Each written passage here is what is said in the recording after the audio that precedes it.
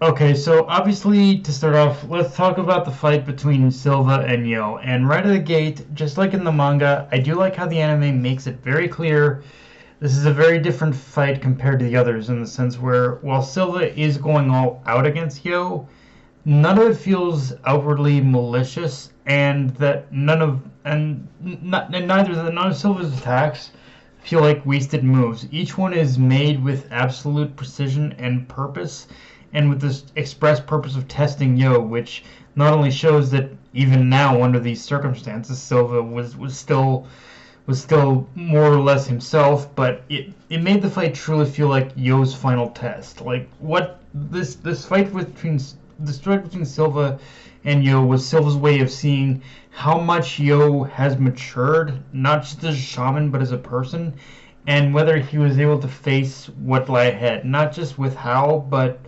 the world as well, and how Yo would be able to carry the burden of the world on his shoulders, even though both Yo and Silva knew there was only one way this ends. In Silva's case, he had already grown accepting of his fate and just wanting to leave, knowing Yo was prepared for those trials ahead. Which, honestly, credit where it's due, despite how short the fight itself was, and even putting aside my issues with how the pacing has has messed with the emotion of a lot of the series' key moments. Silva's farewell to Yo as he dies did genuinely get to me, and I think part of that also has to do with the fact that I just wasn't ready to face this moment. Like after after seeing this in the manga, I realized just how much of a comfort blanket, like something like the original anime really was, with how things ended a little too perfect and happy. Whereas the manga and the reboot does make it clear in order to defeat Hao, sacrifices do need to be made, even if those sacrifices include our favorite characters. In my case, it was sacrificing Silva. Like we pretty much, like again, the stakes were already set for these fights, but just from seeing Silva fade away, like I'm not gonna lie, like again he was one of my favorite characters in the original anime, and like just seeing him, it got me a little choked up. I'm not gonna lie.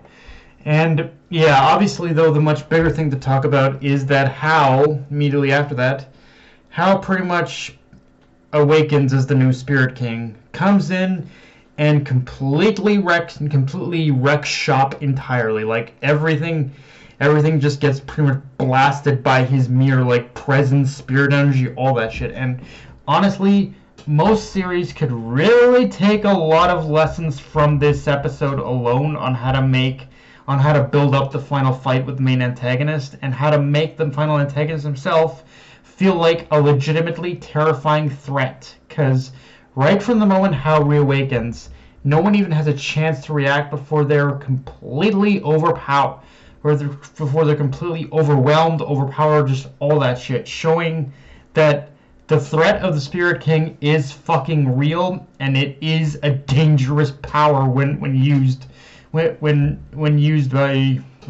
untrained, or just, for lack of a better term, corrupt hands. Again, it's a very basic principle of how to set up a final battle, in showing how like barely needs to lift a finger to do anything. But again, it's something that I feel many stories haven't been able to recapture, at least not well. And I guess just to be fair, as epic as Hao's reawakening is, it's also one of those scenes where artistically his initial reveal, I personally think, was handled much better in the manga, whereas the scenes of seeing everyone reacting to his awakening, as well as a lot of the scenes with him afterwards, that's pretty much more what the anime did better. But even then, as I said, the way there's not even any build up or chance to react, just showing that what within a single moment how powerful Hal has become, like that's really all we needed to know. We needed to know of just how much we should fear him. And yet at the same time, the most horrifying part about this is when we see Yo and Hal just having a conversation in Hal's like spiritual realm, like just seeing how casual the conversation itself becomes quickly shows just like Yo's acceptance of how powerful he's become and what he himself was willing to sacrifice to stop Hal. But it still shows it still shows that like yeah there what at the time he was thinking what other options did we have, but of course that also ends up leading into the penultimate. Of course, that ultimately leads to the penultimate moment where everyone appears with the 5 elemental spirits and gives Yo the spirit of Earth. And again, everything between how is built up as the threat and the revelation of everyone appearing with the 5 elemental spirits. It's like the perfect build up to that moment and the best use of the sort of Uno reverse card move on How, as it shows that they pretty much do have a way to fight against him that even caught Hal off guard, but while still recognizing that for as powerful as these spirits are, it's still going to take more than them to actually fight back given the current circumstances. But again, just everything felt like it fell into place also perfectly. Like nothing about this, like I will say, like very little about this episode felt like poorly paced. Like it all felt like it perfectly like it perfectly ran into the it perfectly like it felt like the perfect episode of this series, honestly. With that said, man, do I continue to love Ryu, especially in these like final moments of the series, because the man openly admits he's weak, at least compared to the others, but still pushes himself to help them in whatever ways he's capable of doing. And contrary to what Ryu says, like, Ryu, my man, stop putting yourself down. Like Ryu may believe he's definitely not the most physically or spiritually strongest compared to everyone, but at the same time, that unwavering conviction and perseverance to just want to help, to aid his friends in whatever way he's capable of doing, because they're what has made his life feel meaningful and worth something. Like that just on its own makes him way more of a stronger person than what he's given credit for. And again, he even when he hasn't won, he's still shown it's something that isn't coming out of nowhere, as it's something that's been shown about Ryu from like the very beginning that these fights in the plants began. And with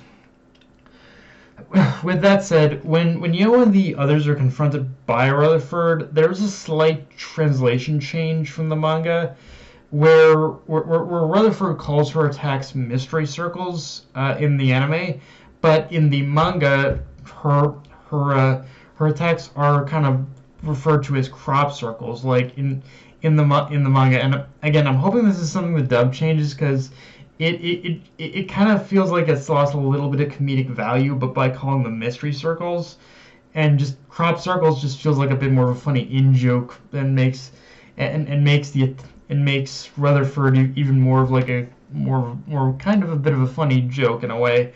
But it's like, again, I understand why that is. Again, I'm hoping it's something the dub fixes, but it is what it is.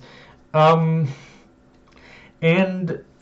yeah, guys, that's pretty much all I got for this review. If you enjoyed the video, like, comment, subscribe. Follow me on Twitter, Analyst, Crunchyroll. Be sure to notification bell, subscribe button, and just share that everyone, guys. Dark Knight Vime, signing off. Later, everyone.